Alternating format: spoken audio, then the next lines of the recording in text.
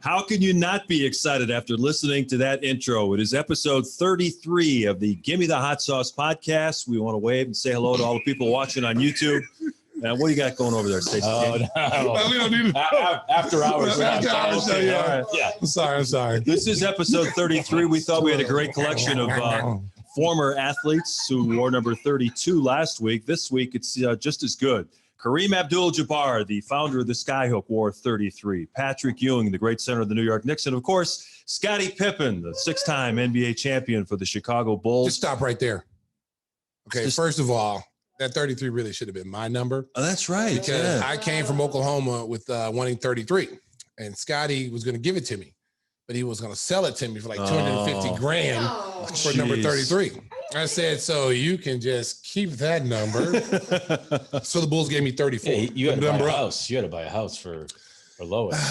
That was after that. It was I wanted 33 because that's my number all through Little League all the way up. My brother wore it.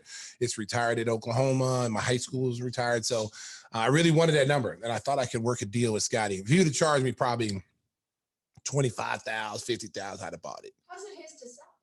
Because he's wearing it. Yeah. You got to get it. You have to get permission from somebody. That's why you saw like Julio Jones. He didn't take 11 because the wide receiver from the Titans had it. Yep. Wow. But that's a great story and everything. But don't interrupt me.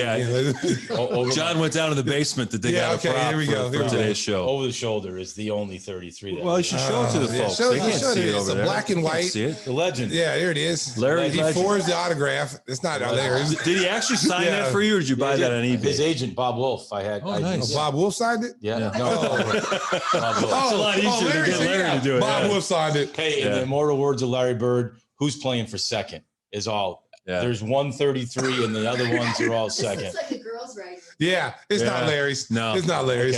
Okay. I'm going to talk to Larry and ask him. Give me that picture. I'm asking did he sign this. Oh my goodness. Yeah, I think it's like Michael Jordan. Yeah, and, we'll get to that. Yeah, we'll talk with our special guest, Adam Amin, who'll join us a little bit later. You guys talked about a lot of those knockoffs. Yeah, I think your story happened to Shaq too, because he was 33 at LSU, and then he was 32 coming to the Magic. I think Terry Catledge held him hostage. I think Terry Catledge had 33, and he probably did the same thing that Pitt did to me. Everybody's trying to jack up the price, gouging for a jersey. I think it looks good. Yeah, Bob Wolf did a pretty good job. Yeah. It almost looks real. Larry's personal assistant signing all those autographs. Yeah, man. It says best wishes. Stinger? Right. Best wishes, Stinger? Does it say best wishes, John? Yeah, it says best wishes. Okay. My good buddy? Yeah. Bob Wolf. Thank you. Well, you remember the Jerry Maguire movie, Jerry Maguire, Bob Wolf. That's the cameo at the end. Sure. So, yeah, he was a legendary agent. And you know who basically Tom Cruise character is. There's two people that's modeled after. David Falk and then Lee Steinberg. Yeah. Lee's in the movie too. Yeah. It's based off of those two guys because they were the two biggest agents in professional football. In professional football, but David was the NBA. Right. David was the biggest agent. Bird of prey, David Falk. Oh man, you know what? It's a quick story about David Falk. This is how big David Falk was. Like when I was coming from college, my biggest thing was when you're doing these interviews with agents. I didn't really want to hear any pitches from anybody else. I want to know who Michael Jordan's agent was because he was doing all the commercials at the time. So I said, whoever he's got, that's who I want, which turned out to be David Falk.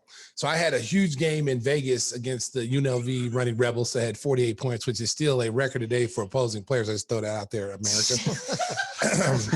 And so I get this meeting set up with David's assistant, one of his assistant guys there who's in Vegas, Michael Higgins, who's a big agent. So not now. David Falk? No, you didn't let me finish. Michael Higgins was the introduction to me and David Falk. So Michael was working in Vegas and he was at the game and he said, hey, I want you to meet David Falk. He told me, wants to set up a meeting. I'm like, okay, that's the guy who did Michael Jordan. That's who I want to talk to. So I had this meeting with David Falk. He tells you what he's going to do. He comes in with this whirlwind presentation. It was all first class. I mean, you didn't even have to do all that. I was already sold because whatever Michael's doing, I'm watching Hanes commercials and Gatorade and McDonald's. Sometimes I dream. I figured my name could be Sometimes I Dream. He is me like Stacey. I felt my name could be in that. So David Falk was so big. So when you called him, on the phone. And I told Dave, I said, Dave, look, I'm not going to be one of these needy guys. I'm not going to be these guys that call you every 2 seconds. I need you, David. I need you, David. I said, you'll never hear from me. But I said, here's one thing. If I call you, pick up the phone.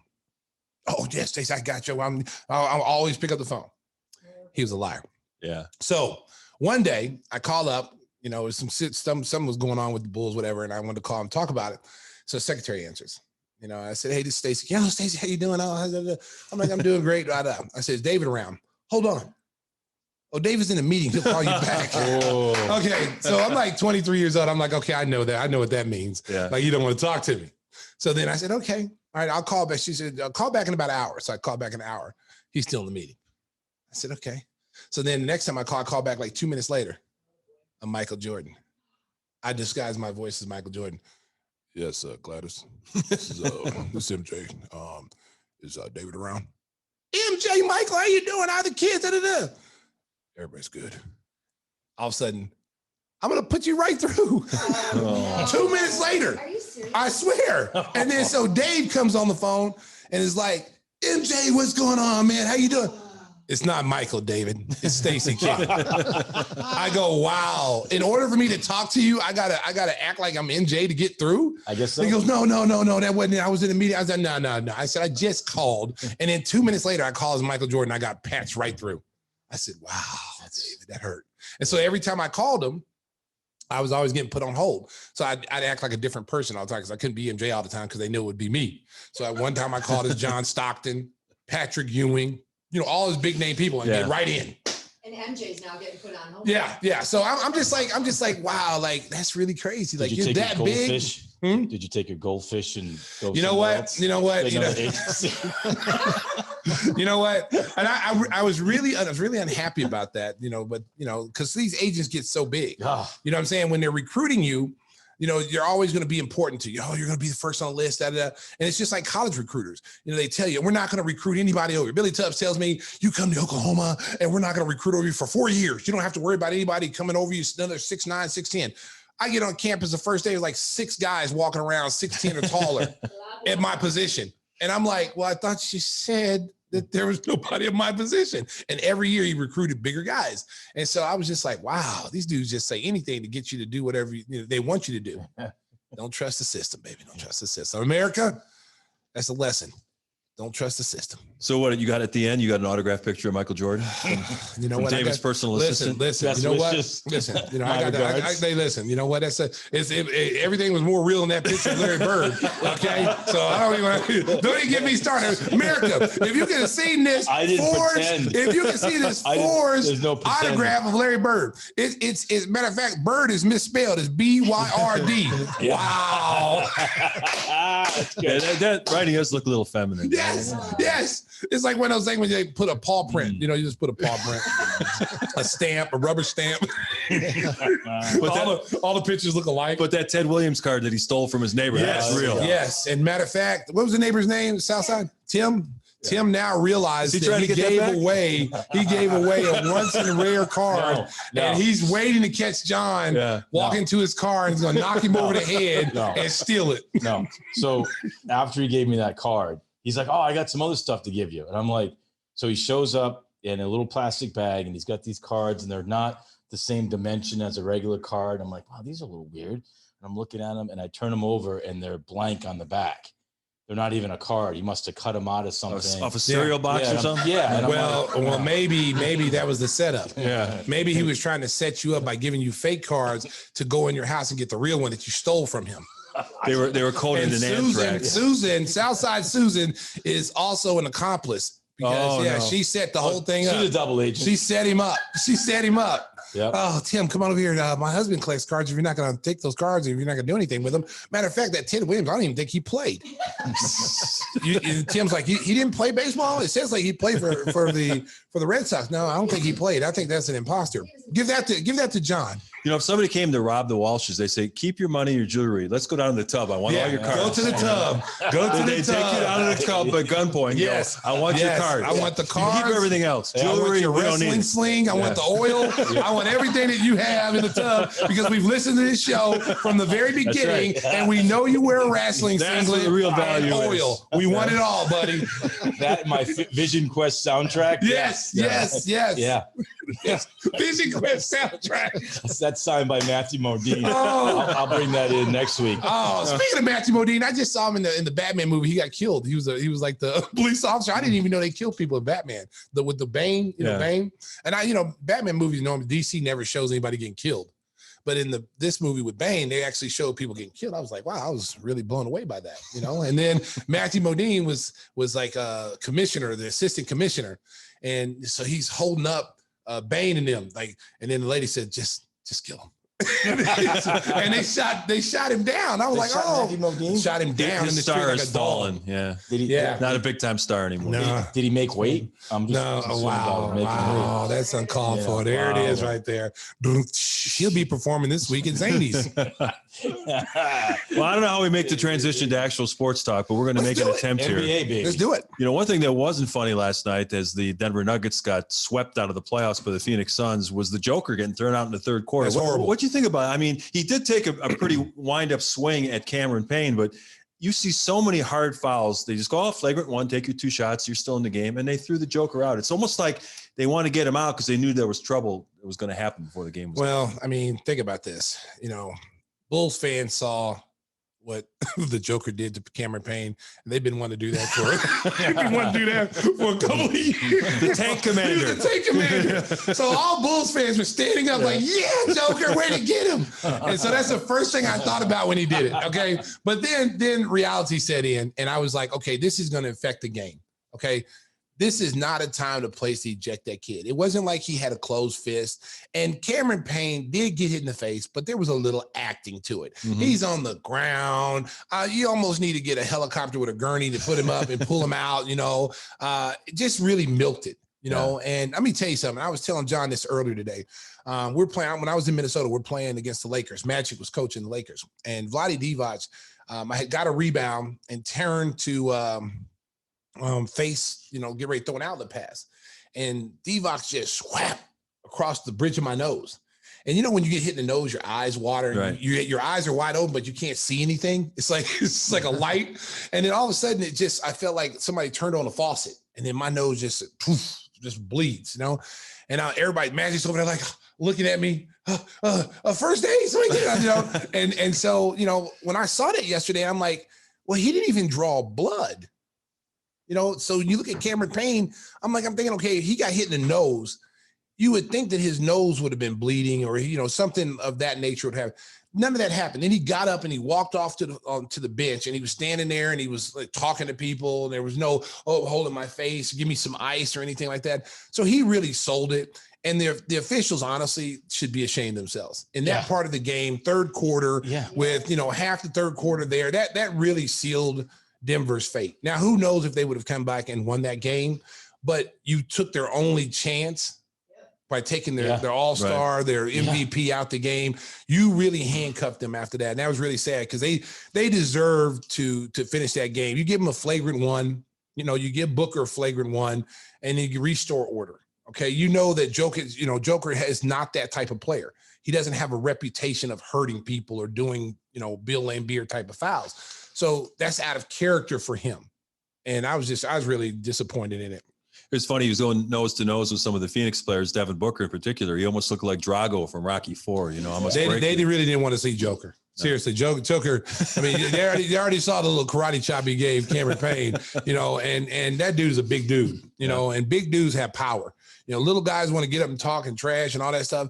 The big dude's got power. He's got 270 pounds probably of just power. And then plus he's one of these guys, like he was a big dude, before, and he lost all that weight. Crowder was trying, you could see Crowder trying to get in there and push him off the spot, and it wasn't moving. No, it wasn't. It's like a bag of wet sand. What's our guy's name? Dave. What's my name? Zygmunt. Oh man, Dave. This is another quick story, but not even a quick story. But when we talk about a bag of sand, me and Tim played pickup games back in the day at Forest Grove. Now it's Midtown, and we played with a guy who was at the time probably was like in his 70s. Oh yeah. Okay, he was in his 70s. He's hooping. You know, of course he's 70 years old and he's just out there, you know, and he's just a great dude. But when you played against him, like you bumped against him, it was like going up against mahogany wood. Like literally he was stone. Like if you ran into a screen, he'd set a screen and you're chasing somebody off a pick. You swear you're running into like an NBA player, but it was an old man. And he was just like a wet bag of sand. You couldn't move him. Me and Tim, we used to joke about it all the time. Yeah, we'd always pick him on our team. So we just love him just cracking people. Cause he was one of those like he really sought out contact. He shuffled, he had those little shuffling feet and he'd shuffle over to a spot and he would lay somebody down off a screen. Awesome. Did you ever pass him the ball, Ken? Yeah, we gave him the ball. Come on, man. I was an assist man. I made people look good. Like this guy, am I right? Yeah. If it wasn't for me, Tim might not have ever been picked in any games. You know, I've carried him for years. You would have taken the wet bag of sand, Tim. Yeah. You know, Tim. Wow. No, Tim. 30 years. No, Tim. Hey, America. Timmy Whispers was an athlete. Okay, when I first started playing with this guy, he was an athlete. You know, he couldn't make a layup. Couldn't shoot, but he was a hustler. And then he turned himself in with hard work. Wow. With hard work, Timmy Whispers turned out to be one of the greatest players in Forest Grove history. He's not in the top 20. He's number 21. Okay. His jersey's not, his little t-shirt's not retired up in the stands. You know, my t-shirt's up in the stands. Zig, you know, Chief, we call him, the guy we were just talking about who's 70 years old. God rest his soul. You know, he's still alive. Is he still alive? I believe so. Yeah. Yeah. He's not going. So he's got to be 100 then. He's like Lestat the vampire in Interview with a Vampire. He's like, he could be 200 years old. We don't know. He's like, we'll have to get him on the show. Yeah, we did. We should get Zig on the show. He is a local. Yeah, he's a local guy. Yeah. Oh man, great memories. Have him come up America. Well, there's just so many great memories. This is why it's so fun doing this podcast because we can just stop.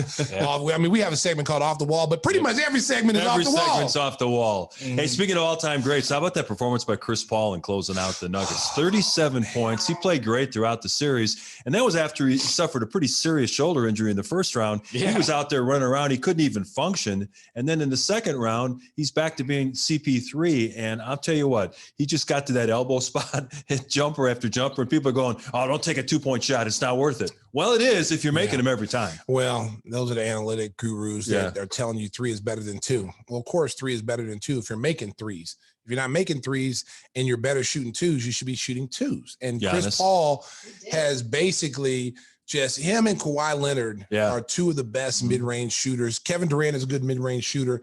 And those guys really utilize that mid-range game part of their arsenal. And what I like about Chris Paul, and I think what it's really showing people, and it's probably, you know, the Bulls are looking at this, how important a point guard is. Because you go back to the bubble last year, and we talked about this last week with Phoenix. I would have loved to see how they would have done in the playoff situation because they were the hottest team. Yeah, they in the won bubble. all 8 games. They were the hottest team in the bubble. Nobody wanted to see Phoenix. And then luckily they got out. Okay. They're a carryover from that. Now they were only missing a point guard last year. Now you bring in Chris Paul. Chris Paul now makes everybody's job more efficient. He's got, you know, Devin Booker now looks like Kobe Bryant out there. You know, he's moving without the ball. He doesn't have to do everything off the dribble. Chris is setting him up. You got Ayton is running the floor. He's setting him up. You got, I tell you, the kid is really the unsung hero on that team is Bridges. Yeah. Mikal Bridges is a really nice player. I liked him when he came out of Villanova. And I think it was Philadelphia who drafted him. His mom worked in the office. Yeah, and then they traded him. Yeah, 10 and his dream was to play for the 76ers. They'd like to have him now. And think about it now. They would love to have him at that. He could have been their wing for the next 10 years. Right. Now he's in Phoenix. He's playing extremely well. Can I ask you one question? You mentioned, and we'll get to the Brooklyn series with Kyrie putting some pressure on him. And early in the year, you talked about Jokic just walking the ball up. They talked about it last night on TNT. Shouldn't they maybe try to put a little pressure on Chris Paul, because he just sort of walks up, you know, he's able to, you know, set the offense. He can see everything, and there's no pressure on the ball. Well, you know, I've always said that. I've always said those. I talk about it. I talk about it. The drop defenses. I talk about the switching, over switching when you don't really need to switch. I'm old school, and you know, where guys have to guard their people. I believe that in the second group that you have somebody like you know, a Cameron Payne type of player that can push up full court. You tell him when he comes in the game, he says, hey, listen, Chris Paul has that ball. We want you to pressure him full court no matter what. because what happens is that you take their rhythm away when you're pressuring them up the court. It tires Chris Paul. Now, he may get his shots off in the first 2 quarters, but third and fourth quarter, his legs are done because he's tired, because he's had to bring the ball up under duress the whole game. Campazzo was doing it a little bit, and it started working out of the, start the third quarter, but I was just shocked to see them. Nobody does it anymore. Yeah. And of course, a guy like him that can shoot the at one point, 8 consecutive mid-range jumpers in less than 10 game minutes. I'll take that anytime over 2 for 10 from 3 or whatever. So, well, yeah, I told you, I'm not a big fan of the analytics anyway. So, I think there's a place for it in the game, but I think it's more for baseball than it is really basketball, because I think you got to take into consideration, where are you getting your information from? What is warranting that those shots are better than certain shots on the floor? If you got a guy who shoots 30% from the 3-point line and you're encouraging him to shoot, 10 shots a game from the 3-point line, and he's shooting 30%, he's making 3 out of 10. But at the mid-range game, he can take the same 10 shots and make 8 out of 10. Sorry. Now, if you're an analytics guru, okay, so you do the math, the 2s are more than the 3s. Okay. So if a kid is like Kobe White, for instance, Kobe White is a deadly mid-range shooter. Okay. He can shoot the 3, and that adds to his arsenal. But Kobe White, if you watch him in North Carolina, Kobe White was a big mid-range guy. Gets to his spots because he's so fast. He can stop on the dime and raise up. And that was a big part of his game. Boylan kind of took that away from him and tried to make him be more of a 3-point spot up shooter. You saw him get back to his roots this year, being able to get to the basket, being able to shoot floaters. He had the floater to his game towards the second half of the season. He's able to get to his spots and hit mid-range shots. And you're going to see him evolve even more because, Billy Donovan, and speaking of Billy Donovan, oh my goodness, he was at the Bucks game with Patrick Williams. Yeah. Now tell me that's not impressive. Yeah, that's great. Tell me that's not impressive. First of all, for a coach to be in the stands watching another team tells you that he's a fan of basketball and that he brought his prize rookie with him to sit right next to him. This is where you're going to be. And I want you to watch Giannis. And I want you to watch, Kevin Durant. I want you to watch how they play, how they prepare themselves. And that, I'm telling you something, man, that is a great teaching tool. You don't see a lot of, I've never seen a coach do that. Maybe they are, maybe we just never saw them on TV. College coaches, That's the first time I've ever seen an NBA coach and a player sitting next to each other at an NBA game watching another team play. I've never seen that before in my life. And that's only going to help Patrick Williams, because the thing with Patrick right now is about him believing that he's a go-to guy. Yeah. He doesn't, and this goes back to his Florida State days. Clearly he was probably the best player on that Florida State team, as far as talent and upside, but the confidence wasn't there. So therefore he was the 6th man, and Leonard Hamilton felt he was better coming off the bench, less pressure on him. I mean, I don't know. I wasn't there, but it seems like that's what it was, because talent wise, even though Florida State had some great, man was at Florida State. I mean, they had some really good players at Florida State, but it's clear that Patrick Williams is probably the most talented of those guys who came into the draft last year. So, now what you're looking at him to do this next step, you're going to have an NBA Summer League, and he's going to get to be featured. He's going to take 20, 25 shots a game. His confidence is going to be super high. I'm sure he's working on his game, and I'm sure he appreciated Billy Donovan taking him to the side and saying, just like he's like, we're going to go to the Bucks game. Got 2 seats. We're going to sit there and watch the game. Instead of having him come over to the house and watch it, he actually was in the game with the atmosphere of the fans to see, this is what it's all about. This is where you want to be, and this is where we think you can be. That was awesome for Billy Donovan's part. Injuries playing a big role in this year's NBA playoffs. The Brooklyn Nets jumped out to a 2-0 lead over Milwaukee and looked dominant. They won game 2 by 39 points. The Bucks eke out game 3, and then Kyrie Irving really had a bad ankle turn. I mean, that thing went all the way over, and he left the arena, according to reports, in a walking boot on crutches. I can't imagine Kyrie Irving is going to play Tuesday night in game 5. He may not play again in this series. Milwaukee's really gets a second life here, a chance to win this series and maybe go all the way to the finals. Well, I mean, I felt Milwaukee was going to play better at home. I mean, that 39-point blowout with, Brooklyn in Brooklyn was kind of an aberration. It's like, okay, first game they battled all the way back and forth. It could have went either way.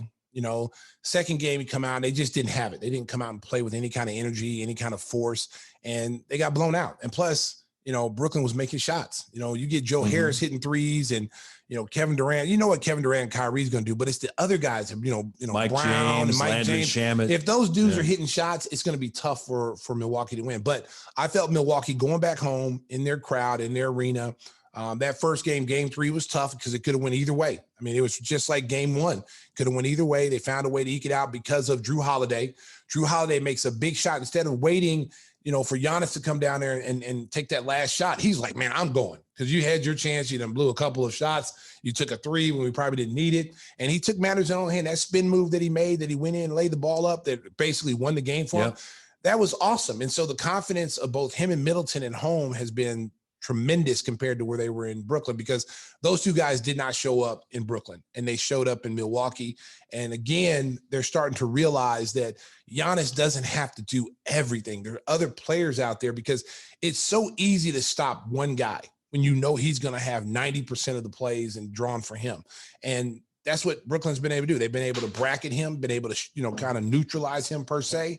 And now they're just waiting. Dun, dun, dun, dun. Southside just got up like she's on fire or something. Like she just got up in the middle of the show. Breaking news. Yeah, breaking news. What's more important than this?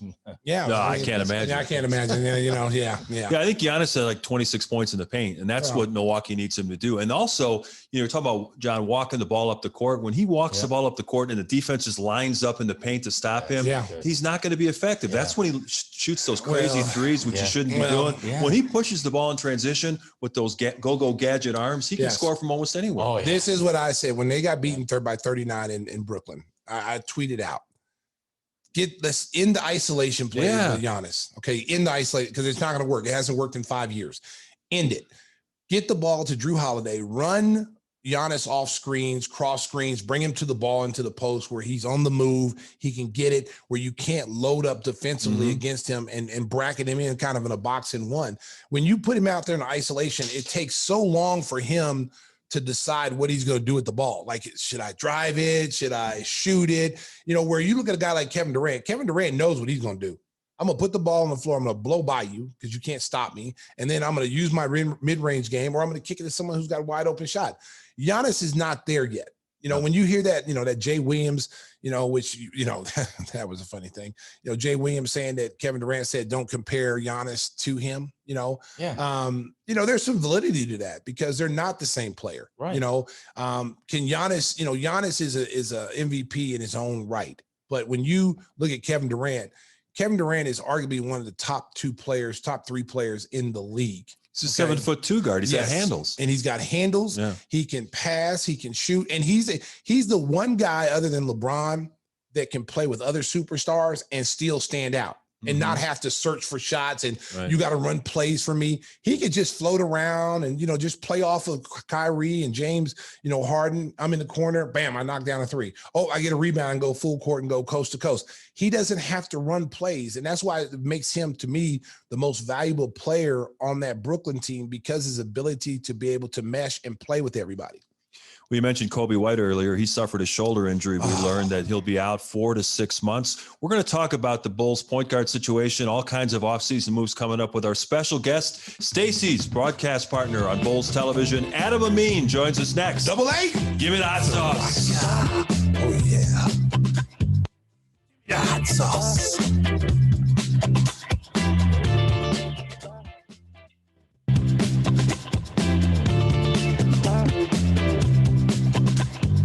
Welcome back. Episode 33 of Give Me the Hot Sauce. Time to bring in our special guest. It's Stacey's broadcast partner on Bulls television.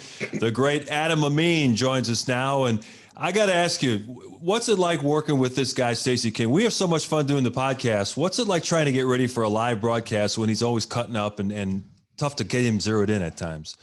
I mean, I'd like to think, and it feels this way to me, but that when we show up, whatever time we show up, whether it's in the studio, whether we were at the United Center, whether, whatever it may be, that whatever conversation we're having is just kind of an extension of whatever it is we were talking about the other day, or whatever it is that we were texting about that morning, or, all that. So it's kind of a never ending conversation. And I mean that like the best way possible. Like, it just feels very organic. So if we're talking about the game, we're getting ready for whatever broadcast we're doing or whatever team we're doing, we'll probably end up talking about something for the game, but it's not going to be like, hey, Stacey, I want to talk about this in the first quarter, or hey, Adam, can you set me up on this? It's just a conversation that pops in our heads, whether it's him and I, whether it's Joe Groob, our stage manager, whether it's Mark Brady, our producer, whether it's Tamara Anderson, our graphics person, like whoever just jumps in and says something or makes a joke or makes a reference, it's just a conversation that just keeps taking place. And that's what's it's weird to try to pinpoint, what it is in a pregame, because it never really feels like we stop. It's just, we're just talking. And then when the game starts, we just happen to be talking with headsets on. That's what it feels like. You guys made Mean Joe Groob famous this year. Yeah, that's what we do. Because he's part of our team. He's part of the family. And Joe Groob, I tell you what, Joe Groob does so many things behind the scenes. Oh, yeah. That I think that people don't think that's important. And me and Adam will tell you, there's been many times where Joe Groob, when we were down there with the fans, and people would come up after the game and want to talk when I'm on the air, and they want to, I had somebody grab my headset trying to tell me something in my ear, and Joe Groob, like, he just jumped in front like a secret security, like a FBI agent, jumped out, like took a bullet for me. Like, he's like, hey, he's on the air, And he's about 160 pounds dripping wet. Let me tell you something. He's a black belt. He's a 2-degree black belt, 2nd-degree black belt in Taekwondo. There you go. And nobody messed with Joe Groob. Nobody messed with Joe Groob. Okay. Nice. So Adam, give our listeners a little bit, because like a lot of people don't know that you're from Chicago. Give them a little bit of history about yourself. Chicago. A lot of people think he's from like, California or somewhere like that, because he's a national guy. They see him on TV all the time. They don't know that a lot of people come to me and say, is that him from Chicago? Yeah, he's from Chicago. What are you talking about? Yeah. So give the listeners a little bit of Addison Trail. Mm-hmm. Yes, there it goes. A little bit about yourself, Adam. No, man, this is it's the Addison Trail High School, northwest suburbs, Fullerton Elementary School, and started there. I was the first one of my family born in the States, and we all kind of were centralized in suburban Chicago or in the city. My dad came to the US in 1978. He was already married with 3 kids in Pakistan, where my family's from, and moved to the States in late 78. And then worked for about 7 years in a factory in Chicago to make enough money, sent for the rest of my family. So I had 3 brothers as well, 3 older brothers. The rest of the family showed up in the States and in suburban Chicago in late 85, and I was born in late 86. So I'm from here. Most of my family has been here in some capacity, whether it's the city or the suburbs, for the better part of 4 decades now at this point. So a lot of our family centralized here. My mom's still here. My 2 of my brothers and their families, their kids, they're all here. So we've kind of made this our home for the last 3-4 decades. And when people say that you've done a lot of different events, they're not kidding. I know John was pointing out the fact that you've done just about every sport imaginable. You've done a hot dog eating contest. I mean, what's that like, trying to be play-by-play on a hot dog eating contest? It's the same thing, man. No, it can't be the same. I swear the preparation's the same. So you figure out, all right, I had to learn the history of Coney Island. I had to learn the history of Nathan's hot dogs going back to the early 20th century. I had to learn about the first hot dog eating contest. I had to know every record. And it'd be the same thing if I was going to go call the Super Bowl or the World Series or the NBA Finals, and I needed to know at least a semblance or an idea of the history of the event. Same deal. You have to know the teams, right, that you go in for a broadcast for. So these are who are the competitors. It's these individual competitors, athletes, whatever. You got to prep the same way, and then when it starts, you cover the event. It's not much different. Well, and what I tell people all the time about Adam, because this is his first full season with us, and after, he came and did some games last year as the Bulls were trying to find someone to replace the great Neil Funk. And I always had fun with Adam because Adam is hip, and he brings an energy to the broadcast that, matches my energy, because we're kind of like, it's like a ping pong game back and forth. He can match wit with wit. He knows the kind of music I like, so we play off each other. The one thing I really enjoyed about Adam this year was the fact that, he knows things that a lot of people don't know. I call him Geraldo Rivera. So he always has these tidbits about people, and he'll know where they were from. And, Johnny has a sister and she likes cornflakes. She's like, well, how did he know that? Like, you know, so he gets down and gets in depth on some of the things, which is really cool. And it adds to the broadcast. So talk a little bit about that, Adam, and where that came from and you know, how fun that is for you to go out and do a lot of digging in the dirt, trying to find things that no one else knows where it is that is at. I wonder how this is. And, you know, I know like John, Mark, you've worked with, you know, different broadcasts, different sports for a long time. So you've probably heard a ton of announcers. I don't know if this is true, but it feels this way for me. I came up as a baseball announcer. So baseball on the radio, minor league baseball. You know, I did 4 or 5 seasons of minor league ball before I started doing national TV work.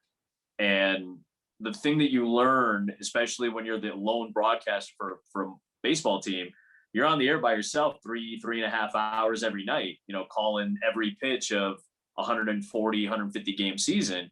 And you need to be able to not only learn things and get stories and get anecdotal information to be able to fill some of this time, but you also have to learn how to use it in a timely fashion and learn how to pace it between pitches so you're not forgetting about the game broadcast. You're not forgetting about what's happening in front of you. And I think, you know, I listen to Jason and Stacey, you work with Jason Benetti too. And, you know, Mark, I'm sure you've felt this when you've been in the chair for these games. You're trying to just keep pace with everything, but you also want to entertain and inform and be able to sprinkle some of this stuff in. And baseball helped me learn how to do that. And I think being able to translate that eventually into now doing basketball at the NBA level, where there are interesting stories, there are interesting nuggets about people. There are, you know, people are familiar with Damian Lillard. We know he's a very good player. So if you can give people a little bit more about him to add a little bit of emotional connectivity to how you perceive this athlete, you know, that's a good thing, especially when you're covering a team. If we can give you some flavor on Zach or Kobe or whoever, you know, you might feel a little bit more emotionally connected to him. So that was always really important to me when I came up and was learning how to broadcast. And, you know, I think people who start in baseball definitely have that as a, you know, a club in the bag, so to speak. Yeah, Adam, you baseball, Gary, South Shore, Railcats, Joliet Hammers of the Northern League. Yeah, Mark touched on your versatility. You've called softball, tennis, volleyball. But I think the excitement that you bring is, you know, there's a lot of announcers that bring excitement. But I just want to play a clip that is close and near and dear to my wife because it involved a girl that we knew. And this is well before any of the guys in the room really knew you. But here's this clip that I'm just going to play. For a trip to the national championship. Ogumawale. Good! 1 second remaining. No timeouts for UConn. Williams down the floor. Samuelson. Notre Dame with the win. Off to the title game. That's doesn't get any bigger than that. Oh my goodness! By the way, before Southside has a question, Joe Grube commented. He said, "Is the topic most handsome man in the greater Chicago area?" Oh, they're talking about himself or Adam? They're talking about me or No, I said we were talking about you. I said, "Oh, it was the topic." Okay. He said it about himself. Yeah. Okay, Joe Grube is the most. Yeah, he's Man. feeling himself right now, Adam. He's feeling himself right I now. thought you wanted to talk about Enrique and how exciting and the Enrique. I just wanted to tell Adam that he was a legend with us long before he became Mr. Bull because Mr. Bull? Does he wear the costume? because of Enrique. Was it Benny? No, we love that. I made this role and I actually sent that to Enrique because your call was just unbelievably amazing. Thank you so Means a much. lot. That means a lot because she doesn't say much. So for her to say that and compliment you, because she's always tearing people down behind the scenes, she's just killing Timmy Whispers early today. So for her to say that about you, Adam, that means a lot. Yeah. She respects you. I take that to heart, and it's obviously a very meaningful moment for me. You know, selfishly, you know, it was one of the biggest moments of my career. You could argue it's one of the biggest, if not the biggest. And we thought that was going to be it. You know, we had a great night. The first game before that went to overtime, so we were excited. Hey, we got one good game in the Final Four, and then we ended up having that as the second semi. And we walked out of the building that night thinking, well, Sunday's going to be terrible. The championship's going to suck because there's no way lightning strikes again. And 2 nights later, Enrique hit the game winner at the buzzer to win the national championship. And she and I have stayed in contact over the years. I'm a fan of hers from afar. Obviously, she's having a great start to her WNBA career. I know she's a Milwaukee girl. I was covering her brother, Dare, when he was running back at Wisconsin, and I've run into him a couple times in the NFL. So it's, I'll always be connected to Enrique for that. And I'm thankful for that. She's, a high class individual and obviously an awesome athlete. Adam, I have one more question about announcing, because you make an interesting point. Like you make it compelling, you tell stories, you get engagement, your excitement level's off the chart. But how do you have to temper that, don't you, to some degree, because you can't get excited in the third quarter because it's only the third quarter. And how do you, it's an art form, what you do.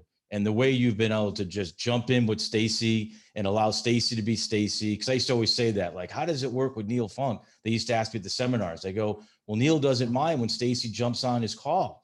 And because Neil's done it all. Some announcers, and I won't mention, used to complain. Come on, go ahead and mention. Used to complain. Who are those guys? Well, but anyways, my point is, you don't want to rat him out. Way to go. Yeah. No, but my point is that I like to have the game wash over me. I used to tell Len when I used to watch the Cubs, when I wasn't doing the Cubs, hey, Len, you made me fall asleep. You did your job. So I'm just wondering how that. What? Yeah, Wow. Because I'm relaxed. I'm at home. I'm relaxed watching the game. That's a strange compliment from the singer. Well, how old are you? Have to understand. You just falling asleep in the Adam, mid-game? you got Milk Milk and with Rajon Rondo question. You have to understand the 80-year-old man. You have to understand the Narcolepsy. Oh, there goes that ball. I like the game to be washed over me. That's one of Len's career highlights, by the way. Yeah, he was washing over you. He was happy. That sounded nasty. All right, let's just washing over him. Len needs to hear that in a very specific context to understand where John. Yes. He loved it. He loved it, by the way. But I do understand though what John is saying here. I think You're the only one. You're the only one, Adam. I mean the only one. Let me spin this as best as I can. No, honestly, it's I think pacing and tone are huge in terms of keeping a broadcast steady. Because Stacey and I, one thing we agree on so wholeheartedly is just credibility. And I think Stacey and I go on air. We play favorites. Obviously, we want the Bulls to win. We want them to do well. Stacey's career was made with the Bulls. I'm a fan of the team, regardless of whether I work for them or not. I'm a fan of the team. We obviously want the Bulls to do as well as possible, but I don't think either one of us has ever tempered a criticism. I'm sure we say it in a non-personal way. We don't attack people personally. It's never about that. We're evaluating the game that's being played in front of us, and I think we're fairly critical of the team if they don't play well, or if we know that they've done things better and we can use that as an example. And credibility is so huge in that sense for both of us. So we want to make sure that we keep that. And for me as a play-by-play announcer specifically, the credibility has to be there in terms of how you're treating moments of a game. I can't scream and yell on the first Kobe White three-pointer of a game in the second quarter. But if Zach LaVine goes up for a one-handed alley-oop, that's a highlight. This is a highlight-driven league. This is an excitement and star-driven league. So when it's a big play like that, if it impresses Stacey and I, and that's one of the other things I love about working with Stacey is that he and I both love basketball. We both love the plays with the athleticism, the feats that these athletes can perform, and we celebrate those. And that comes regardless of which team did it, which player did it, when it is in the game. But in terms of how we tell the story of the game and the flow and how it goes from start to finish, I think we do a very good job of really saving the biggest moments for when they are the biggest late in the game. And I think you could see a lot of moments in an exciting year where we were able to live up to that. And that's something I'm proud of for both of us. Yeah, we talk about criticism. We always joke with Stacey that he's running for political office because he doesn't say a bad thing about anybody. He wants to make sure he stays on everybody's good side. He's never said a bad, or he's never had a joke. He's very serious. He's very straight laced, as you all know. How do you guys pull it back in? And there were times during the broadcast this year where you guys are having so much fun and you are both literally laughing out loud. And there's a basketball game going on in front of you. I know that's the art form, Adam. We're able to bring it back to the action on the court. But is that a challenge at times when Stacey tells you one of those incredible stories that you just want to laugh out loud? It's tough to keep going. I think if people went back and tracked it though, that's another part about the credibility thing that John was kind of alluding to. Like if it's a 1-point game in the fourth, like we're locked in, and that's the thing. I don't think we ever really lose sight of what's happening in front of us. And a 10-point game in the second quarter or the third quarter is a lot different than an 8-point game in the fourth. And I think just by sheer volume of doing enough games, having some experience in this. Stacey's been doing this longer than I have, and he has a feel for this. So I think we pick our spots well, but we also don't put constraints on it. And I think if something's funny and we want to enjoy it, I think we let ourselves enjoy it, because that's what it is, man. This is supposed to be fun. And the other thing I'll say is that it is a long season, and some seasons are longer than others. And if the team is struggling, then that's tough. It feels longer than it is. When the team's playing well, the season seems to fly by, and those things happen at various points of the year. Sometimes feel a little bit slower, and we feel comfortable jumping into, or going off the rails or going off topic. And sometimes we know in the story of the season and the story of that night that it's time to lock in, and I don't think we ever really have to question it. I think we have a pretty good feel for when those moments come, and when they come, I'm happy to enjoy them for as long as they're funny and as long as they make us giggle and as long as people have a good time. Yeah, people don't realize that you were calling the road games from the NBC tower, watching a monitor. I mean, that has got to be a real challenge. And I know, of course, you're doing baseball for Fox. You're traveling now. But I would think baseball is even harder to try to fill in the dead spots when you're watching a monitor in a studio or your home or wherever you're set up. Yeah, I mean, it's by just sheer dimensional, views. It's, baseball is a 3-dimensional sport, essentially, because you need to know the height of the ball, the distance of the ball, and where left to right the ball is moving. Those are 3 dimensions that we're talking about. Whereas basketball, if you watch it on a monitor, it's essentially a 2-dimensional game. They're moving this way and that way, and forward and backward, away and back from it. The height doesn't score in baseball. Right. It's the runner scores. So yeah, for him to track the ball and the runner. Yeah. And there's more things to track at different parts of the park in baseball. So it is harder for sure. And for basketball, we can track that knowledge. You see, every time John says something, Stacey, you see I'm trying to that's part of the fabric of this show, Adam. I don't care. There's one moment talking about pandemic basketball and fans getting in. I want to bring this little moment in because we had a great time. We brought them on, Mac and Diane. So let's remind the viewers. Great setup, John. Yeah. Nobody knows what you're talking about. No one knows anything. Come on. That looks like an old jersey. That might be. I'm not gonna lie. That looks a little bit like the one that like you found that on the street vendor maybe. Buy one get 2 free. You want this NyQuil Jordan jersey? It's like the Bulls are it's like he might have made that at home. I'm just kidding, big fella. Hey, wherever you represent, brother. Wherever you represent. Team, baby. Way to rep the Bulls. Kobe White gives the Bulls their first lead of the I don't care what nobody says. That was fun. We had a blast. And the funny thing about that is that we reached out to Mac. And, Mac was a really good sport about it. They were in Orlando. It was a Bulls versus the Magic. And, me and Adam, they panned over there. It wasn't like, that wasn't even rehearsed or anything. They just panned through the crowd. We were reading the drop, I think, at the time. Yeah, of course you were. And then we see Mac. The jersey, and then we just kind of went off on him, but we were not really talking about Mac. I think a lot of people misinterpreted what we were doing. Right. We were talking about the jersey. He says it's real though. Yeah, well, yeah, it's the Jerry Sloan one, like that was in the 60s, which I did my homework and looked at. It was very similar, but the fact that we were talking about the jersey, not so much about Mac. Right. People thought we were just dogging Mac. We were just talking about the jersey, and then our experiences that we've seen knockoff jerseys being sold before, and that's kind of I said that strictly as a guy who the last time I bought a jersey, it was an Alfonso Soriano T-shirt jersey, on Wabash Avenue while I was walking to my internship, and it was a $4 because Soriano was spelled wrong and the Cubs logo was a little off. I said that as a man, as somebody who has bought plenty of those. It is. And I've seen some with my name on it misspelled. S-T-A-C-Y. Stacey And Kang. so, yeah, there's Stacey Kang, K-A-N-G.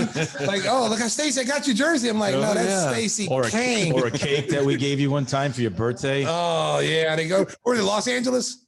Yeah, in LA, JR bought him a cake, Adam. We had this whole thing arranged. We're going to give it to him on the air. Neil pulls the cake out. Hey, I got you a cake. And he looks at it. He goes, you spelled it wrong. You forgot the E. And Neil quickly threw us in the bus. He's like, no, we didn't get it for you. It wasn't me. It was the truck who got it. I know Mark loves behind the scenes stories. I just want to take this little time to tell the story about we met in Boston. So he was doing his first Bulls game. So I'm coming in. We meet in the lobby. He's like, all right, let's go. He's an ESPN guy. So he had the board. He wants, detail and what are we doing? I've got cards. I'm trying to show him all the cards all the reads, because it's a little different deal with the regional games. And Adam's dialed in, and the king comes down and sits down. And we were just getting ready. All right, what do you want to do tonight? And it was like, let me tell you a story. Right, Adam? Right, Adam? It's played out exactly like that. So it was, I don't know, an Oklahoma story. And we just sat there, and I was looking at Adam, and Adam didn't even flinch. He was so in. I'm laughing because I'm like, the king. And I remember we did that game, and immediately got on the bus, and King goes, he's the top of the leaderboard. He's on the top of the leaderboard, Adam Amin. And we had a lot of talent. We had a lot of talent. Yeah, I mean, JB Long was really good. Yes. There were a few. The one year we had like 17 people come in. But I got to tell you, Adam, there were some guys that I met up with, and King wouldn't come down. Oh, I'm sure they're listening to the show right now. Way to throw me under the bus there, John. I don't care. I'm with this guy. I'm like, King, are you going to come down and meet your partner? And then he got me back because he didn't want to do the open on the floor, and I wanted to do the open because the poor guy was for, basically it's his demo. Right. And King was like, I got a bad knee. He was undressing me on the court. And the guy was way to tell everybody that behind the scenes, John. Mark likes those. I love those stories. Oh my God. Hey, listen. If anybody who former partners, if you're listening to John, don't listen to him. Okay. The reason why I didn't come down, I had a headache. I was sick. Whatever. Watching Oklahoma football. I'm watching Oklahoma football. Whatever the excuse may be. If you're listening and I didn't come down, it wasn't personal. But John made it personal now. He threw me under the bus, and I'm sorry. I just want to go out America. I want to apologize to the people who I didn't meet. I'm sorry. Okay. But we did the game though. Yeah, he was good. Yeah, he for the record, Stacey had breakfast with me in Toronto. Yes. And then he told you about the bus being late, and you I got the wrong time, and I was But this one guy referenced Stacey's hairline. Like it was going so great. Come on. The telecast, he was laughing. This guy he was like Adam, and he made one comment about his hairline. And that Stacey was like, what are you talking about? What are you Chemistry destroyed. Listen. And he never saw another day of life. Okay, I'm just going to throw that out there. Adam. You cross me? Man, hey, I'm like the Godfather, baby. You're gone. You and I are familiar, but hey. See, John ain't supposed to be telling all this stuff. See, and now I'm gonna have dirt on the down low. I'm gonna get somebody waiting for me outside in the car, just like say, Tim. I didn't get this job. I didn't get the Bulls job because you didn't come down and talk to me. I'm gonna Adam Amin. Am I gonna have to take the brunt of this? Am I gonna take the brunt of this? Yeah, you're gonna have to take the brunt. Adam was Stacey's pet. That's why he got it. Stacey came in talking about he was the top of the leaderboard after the first time they did it. Way to go, John. We met. There were a couple others. You want to start throwing names out too, John? No names. When you edit this video, can you just scroll the names up? It'd be a who's who. Yeah, we had a lot of fun in Miami too. He did a really good job in Miami for us, and we really appreciate that. I think that solidified the job for Adam. That Miami game. Man, I'm gonna be honest. It was a good time. That was a win. I remember that game was a win. Funny photo because Stacey, I still have it in my on my computer. It's Stacey had to lean down because I'm just so much shorter than most people. I mean, I'm used to it too. Because I mean, listen, I work with Rebecca Lobo. I work with Alfonso Ellis. I work with Stacey. I work with NFL quarterbacks like Kelly Stauffer, who's 6'4", 6'5". Like everybody I work with is a tall former athlete. So I'm used to it, but it still makes me laugh. Like if it makes us laugh and we have a good time with it. So that photo, I walked away with really good memories from going to Miami and getting to, work with you guys there. Well, I tell you what, I saved you that game because John wanted us to do live standing up. And actually be standing up instead of sitting down. And I vetoed it. I said, no, I'm 6'11" and Adam is 4'2". It does not look good on television if we're doing that. So I nixed it saying, so thanks to me. People are going to think this kid is like, this is like a dying child. And like, we look like Arnold Schwarzenegger and Danny DeVito and twins. Yeah, exactly. That's what we look like. And I had to nix on his way out. Benjamin Our Emmy award-winning producer John wanted us to stand with stick mics, and because he thought it would be really nice to show the difference of size. And I said no, absolutely not. I am not going to do Adam that way. I'm not going to be Mr. Rourke and him be Tattoo. It's not going to happen. I'm just not going to do it. Okay. All right. And Zach Levine, the plane. The plane. Hey, boss, the plane. Adam, real quick, I tell people how much fun that we actually have behind the scenes. If people could actually, if they had a camera behind the scenes or how much fun we have behind the scenes, like especially at NBC, because NBC, it's a little bit different than doing the Bulls games because we were actually at the game doing the Bulls game. We're up on the second level in the suite section. But when we go to NBC, it's a totally different ball. Doesn't even seem real. No, it feels like an episode of like Big Brother or what is it, Real World, when the house living in the same house. That's what it feels like. So we're all separated by rooms, but we're so close enough we don't even have to open the door to talk. We can actually hear everybody talk throughout the building, which is pretty cool. And then it's so laid back. Like if people really knew, if they really knew what went behind the scenes of how we actually dress behind the scenes. I remember we started the year. And, I wore a suit, or whatever, like, I typically just wear like nice jeans, like nice black jeans. I'm not gonna lie about it, but I wear like, a good jacket, coat, tie, all that stuff. So I show up for the first couple games on the road and we have like a 4-day, I think it was an early season, like West Coast road trip. So I was like, all right, I'll bring like a couple jackets and then leave it in there. And when I started doing that, I was like, wait, let me look at the camera. Are we ever on camera at all? No? Yeah. Really? You're sure? No. All right. And then from then on, it was like 2 weeks into the year, I told Stacey straight up, I was like, listen, man, I'm gonna start wearing these Nike sweatpants to every broadcast. Oh, dude, we had shorts on. I had shorts on when it was warmed up. You get from the waist up, we were suit and tie, we were dressed nice, but from the bottom, it was an anchor man. You didn't really know what was going behind the scenes. Oh man, yeah, that was we had a lot of fun, man. We had a lot of fun. It just provided. You're right though, Stacey. It was just so chill. We had such a good time. We never felt rushed or anything like that. And I like to say we feel that way on site. It's just I could tell the difference, because you're in a static environment. You don't know what it's going to be like. And I actually loved it too, because I don't think we dropped the energy because of that, because we kept laughing in between breaks and we kept making jokes, with our crew and with us. And in that, I always say that those moments in between, spots, like basically commercial breaks, like I like being able to organize the broadcast, hey, what are we doing coming up? Anything we need to do? What are we going to do coming out of a break? And then we'll go from there. We'll pick it up afterwards. And I also just like to mess around, and I like to keep laughing and keep the energy up. And it's hard sometimes in a static environment for Stacey and I too, who are energetic people, to get up because there's no crowd. We're not really hearing the road feed, so we're not really getting a sense for any crowd if there was any. And a lot of games there weren't early in the season. So it was nice to just be able to go back and forth and joke and laugh with everybody and keep the energy up, especially when it's 11:30 and the Bulls are playing Golden State on a Monday night. It's important to keep that energy up. And I think that helped, just having everybody close and we can yell jokes at each other and do our Aaron Neville imitations or rip on Brady and Brady whatever, and even talking to the studio guys, like we can just interact with everybody and it keeps everybody's spirits up. Let me ask you one basketball question before we let you get out of here. Obviously, it's an important offseason for the Bulls straight ahead. I know Stacey's real optimistic about what this team can be after the Vucevic trade. Didn't work out in the short term, but there were a lot of circumstances that played into that. Now the Kobe White injury, he's going to be out 4 to 6 months.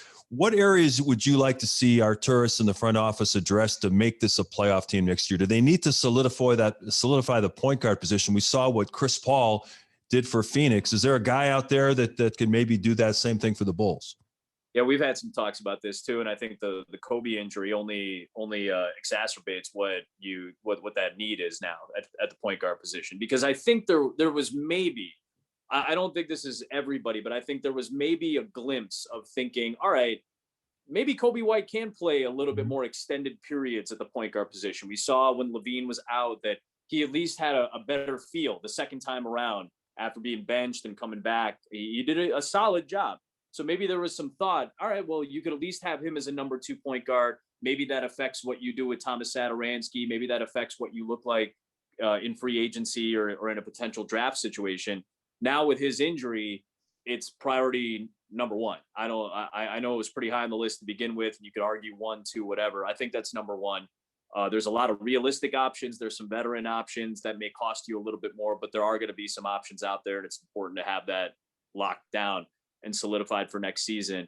And then I think the getting a big in the vein of Daniel Tice. I don't know if the Bulls can keep him just because he's going to have a lot of suitors, and rightfully so. He earned it the last couple of years, and obviously what he did in Chicago was really important. So he's going to get some big offers.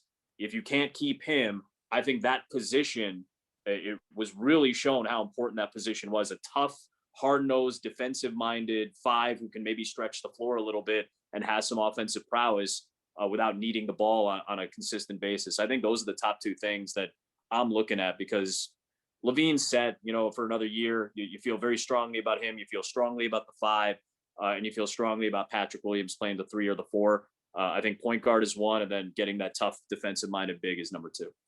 What did you think of seeing, and I don't know if you saw it, Billy Donovan and Patrick Williams at the Milwaukee game? Yeah. I was excited about it. I thought it was a good thing for Patrick. And I've never in my life, and I was telling these guys this earlier, I've never seen an NBA coach and a player do that ever. No, and I think it's just a good sign. It's a great sign of things to come. And these are both 2 individuals that have come in together essentially to the same organization. They're both rookies in a sense this past year with the Bulls. So you can probably assume that, and this, Stacey, and you talked about this with your relationship with multiple coaches in your career. When you grow with a coach, that bond only becomes a little bit more solidified. When you're a rookie, that first coach that you have, that influence is big. And I imagine that for Patrick Williams, Billy Donovan is a huge influence. And that's the case for every rookie, wherever you land. That's why it's important, where rookies land and what coaches they're with and who's in their ear and who's guiding them and giving them a little bit of a sense for the league. That's why the veterans around rookies are important. So to see that there is a bond there between a coach and a player, even if it's just giving a little bit of a sense of Kevin Durant and what a playoff game might feel like, what adjustments look like at this level when the intensity is ratcheted up. These are all good things for Patrick Williams to learn about, experience. He'll get a little bit more lead experience probably in summer league as a number 1 or number 2 option. So these are all good things to start absorbing in terms of information for a smart kid who really looks like he wants to take the next step. I was kind of hoping they'd get a bus and do a field trip with most of the guys on the team, because a lot of guys on the team hadn't been to the playoffs, and just for them to sit there and soak in what it's like. This is where you want to go. Like, I know Kobe got hurt. I'm sure they probably wanted to bring him, but it would have been pretty cool seeing some of the Bulls players there actually watching the game live and seeing what it's like to be in the playoffs. And this is where you want to go, because no one other than, Vooch and Thaddeus, and I want to say Sato have any kind of playoff experience. The rest of the guys have no playoff experience. They don't know what it is. And for them to be able to see, this is what we're playing for. This is what you play for the second half of the season. You don't just play for 82 games. You play to get to be one of, because I still honestly think you're going to see these playing games for the rest of the time now. I think that's going to be a new dimension that they're going to add, because they've had so much success. It was very compelling at the end of the season when you see teams like the Lakers, who were a top 3 team, had to battle their way in. And I think that's going to be something you're going to see the rest of the time that we're playing the NBA. I think so too. And I enjoy it. I think, I've seen this happen in baseball the last few years, over the last decade, with the addition of a wild card. Last year, obviously, it was an expanded playoff because of the shortened season. But I think the wild card, now that we're back to normal in baseball, the wild card still leaves a lot more doors open for teams to walk through for potential playoff appearances. It keeps more teams invested. And that's what every league wants. That's what every professional sports league in this country wants. And I think Adam Silver found a nice happy medium with 7 through 10. And I think it works. I think it keeps teams invested. We were certainly more invested, whether it was doomed from the start or whether they were competitive all the way through. That opportunity was still going to be there for the Bulls and for 3 or 4 other teams that otherwise wouldn't really be in that conversation. So I think it's a great thing. I think it gives you a sense of what it adds value to the top 6 in each conference. I think it adds value to the regular season. Now you want to avoid the 7 through 10. You don't want to have to deal with that. So let's make sure we work hard to be a top 6 team. And I think that helps the competitive nature of this sport. And going back to what you're saying about the younger guys, Stacey, it is a different sport. You played through it and you know what the difference is between resting your body a little bit in a mid-February game compared to what it's like that, third week of April when the first round begins. The intensity is way higher.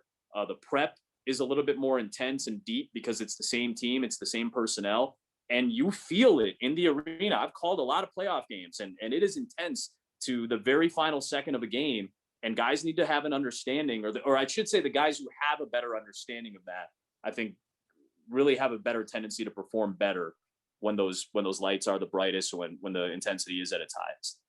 Well, we're hoping the Bulls will experience that playoff atmosphere next season. One thing we know for sure, they've got a winning television broadcast team with Adam Amin and Stacey King. Adam, thank you so much for joining us. We really appreciate you having some fun. This is kind of a weird show at times. We appreciate you rolling with the punches. And I should point out, for the folks that are watching on YouTube, you're the first guest to successfully change rooms during the course of the interview. So you got that. You can put that in your resume as well. The great Adam Amin, you can catch him this weekend on Fox. This isn't like the fanciest background or anything like that. I'm just hanging in my apartment with a lot of natural lights. Yeah, I understand what you did, Adam. You didn't want everybody to see your 5,000 square foot condo. Yep. I get you though, bro. I get you. You don't want everybody to see everything. Next time we'll do NBA Cribs with Adam Amin. I had to close the sliding glass door so nobody would see the water slide. So that's where the magic happens, baby. That's right. Coming up next, give me the hot sauce. A tour of Adam Amin's palatial estate. Hey, good luck calling the White Sox and Astros this Saturday on Fox, and we look forward to having you on again, Adam. You're the best. Thank you so much. The tweets out there. They heard us. They heard the jokes out there. Absolutely. But Mac, let us tell you something, man. We just had some fun with you. You know you're a big Bulls fan. We love it. And we are sending you a gift care package. Yes, you got that. From us and the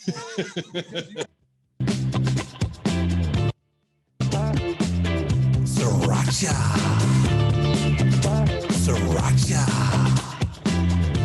Give me the hot sauce. What a perfect tie-in here. These are collector's items that we are offering you here on Gimme the Hot Sauce. If you like hot sauce and barbecue sauce, hey, you're listening to the right show. Gimme the Hot Sauce as the best small batch organic sauces to spice up your kitchen. We've got the Chicago-style red sauce with a garlic twist, our St. Pat's Verde Green, the extra avocado and cilantro, and our brand new King's Q. Timmy Whispers, hold that up for the folks who are watching on YouTube. Some great stuff, brand new. Awesome. The King's Q, a bold, spicy, and sweet sauce, just like the king himself. And you know what? If you buy a bottle, not only will you like it, she'll like it too. Hey, we got a special offer for you too. If you use this code HOTSAUCE21, which is one of the numbers that Stacey wore with the Bulls, Hot Sauce 21, you get 21% off of your first order. Hot Sauce 21 for 21% off. And Timmy Whispers promises if you order today, you'll have it in your hot hands for Father's Day.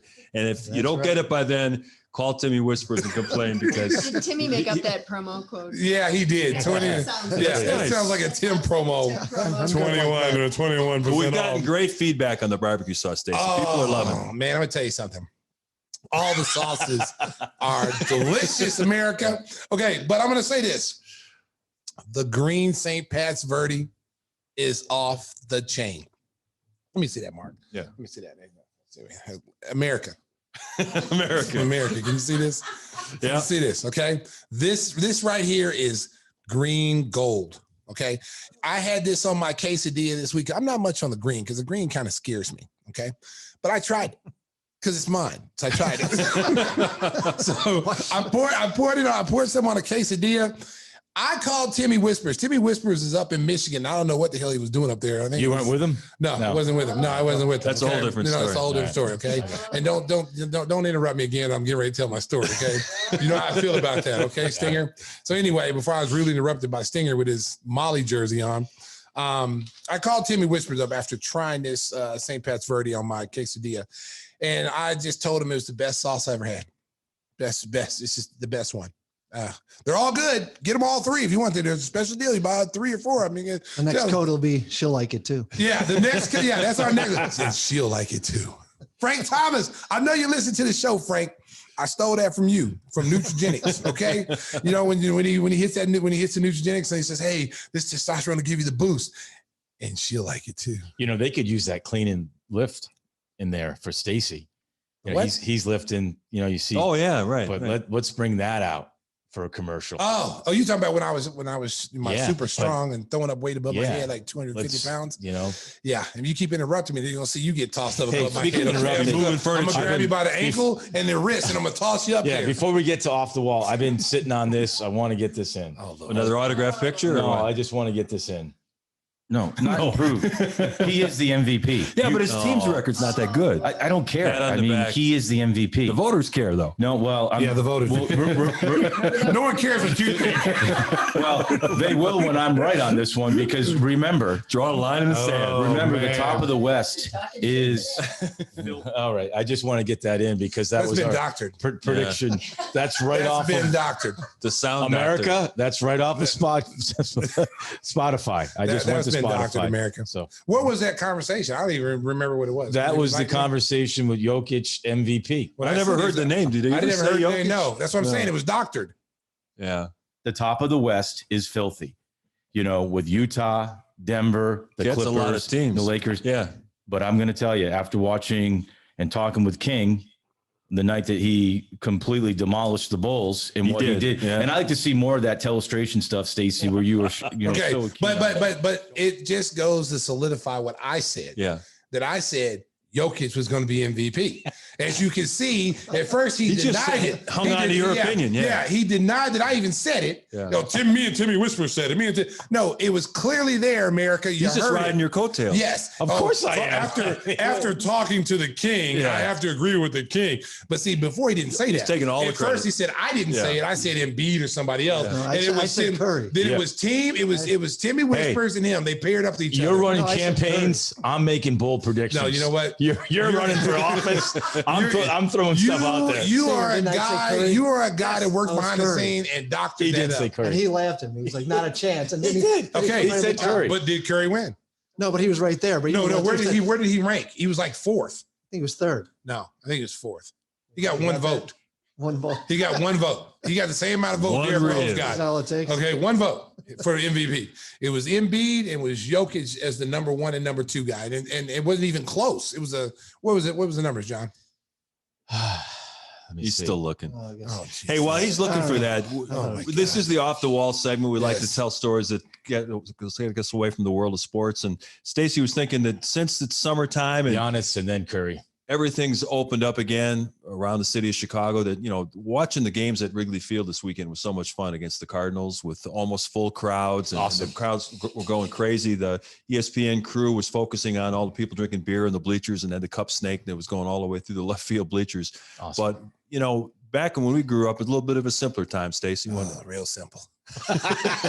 back in the mean streets of Oklahoma. Hey, Mark.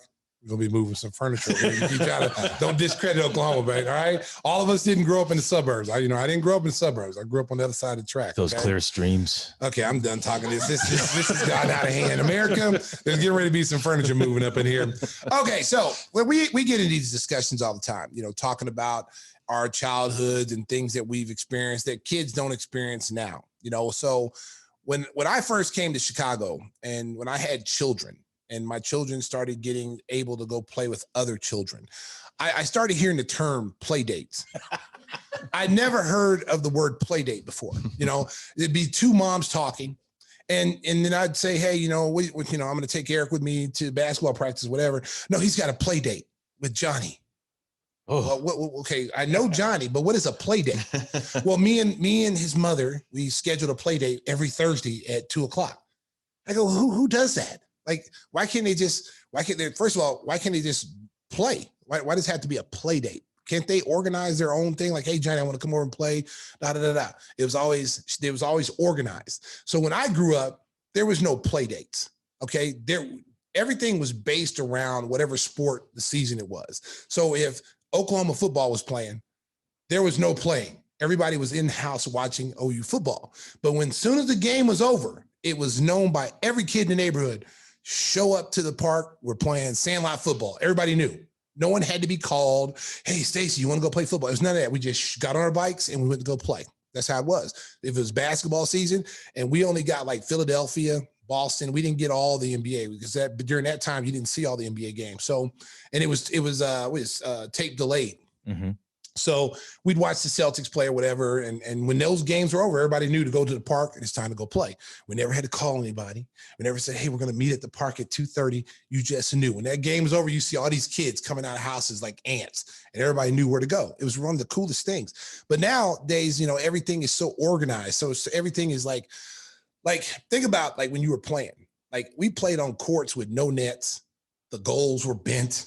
There's rocks on the ground, bottles broken. That's how we played football field. We played with rocks and stickers and glass on the football field. My kids grew up with manicured lawns. Like some of the games that they played, I was like, wow, I wish I would have grew up in the lawn like this or a park like this or a court with actually a 3-point line, free throw line drawn on it.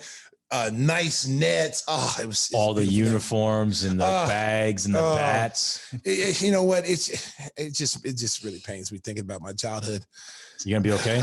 You need a moment. This might be one of those couch moments. All right, why don't you take a moment and let's go over to the country club. Let's go over to the country club and driving Rolls Royces and challenge his dad. Fur coats, convertible Rolls Royces. Yeah. Risky, here's $20. Go buy yourself a nice risky business or 16 candles parties or Ferris Bueller's Day Off. Well, it was all about pain for us.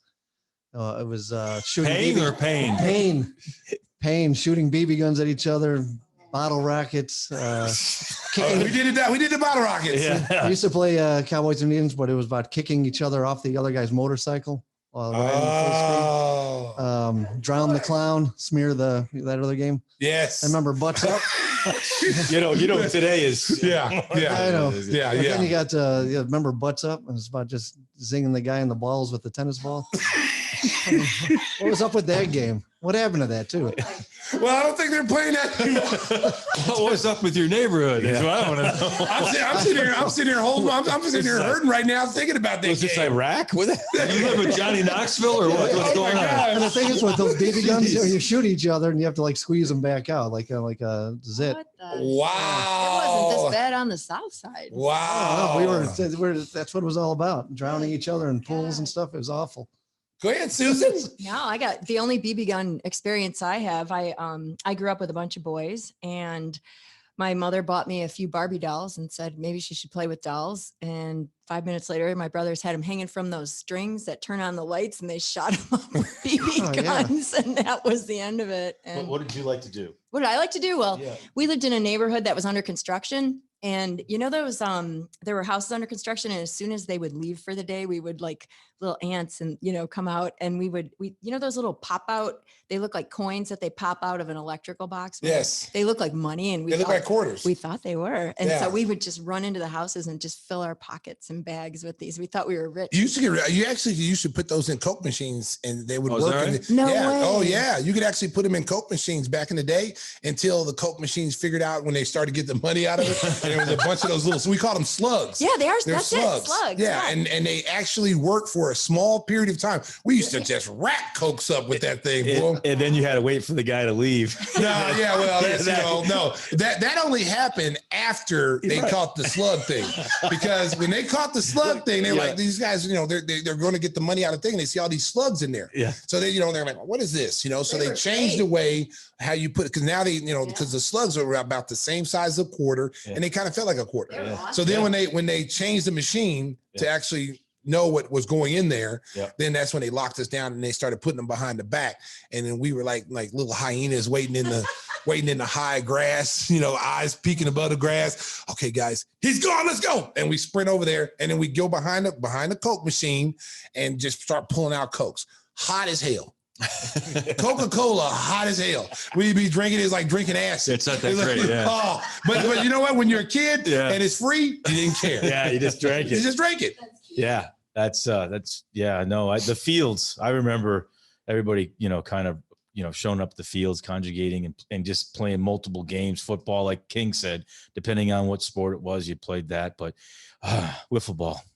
Oh, here we go again. Jesus. Oh, man. Wiffle ball. Oh, God. There was two things I remember great. Wiffle ball, we had a tremendous, like Wrigley Field with the fence, with the shrubs as the fence. We built a mound. It was outstanding. And the other thing I really remember about, we were talking about, but summertime. I remember my buddy had a screen porch. Those are the best. In the summertime when it would at night, and you didn't know what time it was when you were a little kid. It'd be raining and the thunder, and you'd be sitting on that porch. It was awesome. Those are great moments. Screen porch? The screen porch. Smoking weed. Wow. Always got to take it somewhere else. I'll tell you something. Childhood, exactly. I'll tell you some other. Someday. This guy here, man. I tell you some other games that were fun. Like, we used to play Kill the Man with the Ball. Oh, yeah. Where, you throw the football up and then whoever got it, everybody would jump like it was like a wedding. And you jump up and try to get the ball. And whoever got the ball, they just dogpiled them. The other game I liked. Kill the Man with the Ball. Kill the Man with the Ball. Yeah. Another game was Red Rover. Yep. Send John over. Yep. And it'd be John against like 20 people. And he's trying to run and you just cream him. And then if whoever tackled it is like, I think it was whoever he tackled. If John tackled somebody, then they would be on his team. Then you'd have two guys on the team. And then you get the last person. And then that game was like, we'd have some girls playing. And I'll tell you what, boy, we had some serious tackling girls, man. I remember a girl, her name was Danae Williams. And she was built like Urlacher. And she hit me one time, dude. I bit my tongue. I thought I bit it off. Yeah, I was running. Thought I was going for the touchdown. And she came flying. She was older than me. She came flying out of nowhere. And I think she even jumped up in the air and was like parallel. That had to be kind of fun, though, in some way. Oh, getting tackled by a girl. No, not this girl. She was strong, man. She could fight too. She could fight. Not like the one-on girl. Not like the one-on girl, but she could fight. It's amazing we survived our childhood when you look back on it. We played tackle football with no equipment. We drank out of streams, fast pitch, or garden hoses. Like, or remember when your coach would come pick you up in a pickup truck and all the kids would pile in the back. Absolutely. And then we're driving on the highway, bouncing up and down, thinking it's like the greatest thing. And now you would never put your kid in an open pickup truck. You'd be arrested. Well, those old station wagons used to have the kids sit in the back. Yes. Just fly out the back. Just fly out the back. Yeah. Oh my God. Nobody fastened the seatbelt. There were no seatbelts on buses. You'd be riding on the bus. All of a sudden you like hit a curb. Everybody would be flying over to the next row. No one cared. We used to go on family vacations, myself and two sisters. And of course my parents sit in the front seat, and he always had these big cars, big old Buicks and stuff. And my dad liked to smoke. So he would flick the cigarette out there and go in the back seat. I'm on fire. Roll him over. Put some butter on him. Oh my God. That was the original child abuse. Oh yeah, dude. Oh, dude. Mark's got some cigarette burns. I do. Oh my God. He's like the thing about where'd it go? It's on my lip. My shirt's on fire. Roll him over, honey. Roll him over. Spit on him. Put him out. I mean, those trips you drive. Grew up in Milwaukee. We went to Yellowstone National Park. And my dad's like trying to get there in one day. I'm like, can we stop at a hotel? Oh, hey. Oh, I think all parents are like that. My dad, we used to go spend most of the summer with my grandmother in Little Rock, Arkansas. So Little Rock, Arkansas from Oklahoma is probably a good 10, 11-hour drive. My dad would get off work. It could be 8 o'clock at night. He'd sit there in his little white beater. Chicken in the beer. So America, you already know about James King. I'm just getting a little. So he'd be in his little white beater and he'd be eating the chicken, 2 hands. My dad always eating chicken. He's eating chicken. Okay. And he said, all right, the boys packed and ready to go. And we'd be like, yeah, but are we leaving now? He's like, yeah, jump in the car. Let's go. My dad would drive all night and then turn around, have breakfast in Little Rock, Arkansas, and drive all the way back. There was no sleep. I was like, he couldn't get rid of you fast enough. Wow, that hurt. That hurt. I mean, what Stinger? Look at Stinger. Stinger. That's why we call him Stinger, ladies and gentlemen. It's not because that little piece of hair under his chin. It's because he's stinging people when he has an opportunity. Look, he's already messed up the song. That was supposed to be my Stinger rap. You know, one year, Stacey, we went to Canada. My dad thought that would be fun. Like, we'll drive to Montreal, you know. So you get to the border, and you know they want to check the car, make sure you're not bringing anything illegally. So they say, "You have anything to declare?" I don't want to declare. Can I go home? This is miserable. All we're doing is driving. Oh, how about this? Remember you used to go to the drive-in movies? Oh yeah. Okay, so you had to pay for like everybody in the car. My dad would make us go in the trunk. Oh yeah, I've heard of that. He'd be like, all right, before we pull into the theater, all right, you guys pile into the trunk. And not knowing that we could suffocate in there. What if we got stopped or something? You know, we just get in the back, and then all of a sudden it'd just be my mom and dad in the car, and it's only paying for two. Right. Then all of a sudden we get in, we go off far from where we came in at. All of a sudden all these kids are piling out like clowns in a little car. Just coming out. What was that like? Oh, it was Oh my God. Honestly, just to go see a movie was awesome. Yeah. I mean, the drive-in. So you didn't care. I didn't care. It was, but we only had like two, you know, you had the little microphones that would be on the car. Right. You only get one, you know, on each side. Yeah. So we're in the back. We can't hear anything. It's like a silent movie. We're just sitting there like, what are they saying? Hey, Daryl, what are they saying? I don't know. Lamont, what are they saying? And my dad, shut up. We can't hear it. Shut up. I'm like, well, damn, we can't hear it either. You know, some of those drive-in theaters had the swing sets, and the kids could play. Right. We never had those. Parents. You didn't have Nah, it was straight drive. Straight drive-in. And then it had like the little popcorn place where you know, a little building where you go get popcorn. Yeah. And you had to walk like through 6 rows to go get it. Right. And like when I got older, my dad would always make us go get it. And so we're missing half the movie because we'd always go see those Chuck Norris movies like Delta Force and all. You remember those movies? So my dad was a big like Chuck Norris fan. So we became Chuck Norris fans, you know. So I want to watch Chuck Norris. He'd be like, Stacey, you and your brother go get some popcorn and soda. And so you got to go buy all this, right? You know, and then you got to bring like 6 Cokes, you know, 2 big popcorns, and you know, and if one of them dropped, it was yours. Hey, can I get some popcorn, Dad? No, you dropped yours outside. You know, you gotta learn how to carry him, son. Like, come on, Pops. It was tough being a kid back then. Oh You know, man. kids today have it easy. Oh, easy. I mean, my kids don't even know what hand-me-downs are. They never rub some dirt on it. Oh man. They know what that means. My kids know what that means. Yeah. Good.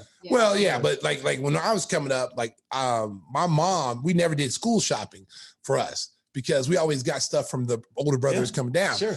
So my brothers were all my idols. I'm like, oh, I get to wear my brother's shoes. I get to wear his pants. Aww. Well, when I got my brother's shoes, it's like 3 or 4 sizes too big. So I'm walking around with like some sneakers on that look like Ronald McDonald shoes that are curling at the top. I told my mom, like, Mom, I think these are a little bit too big. You're going to wear them until you can't wear them anymore. You'll grow into them. Like, shit.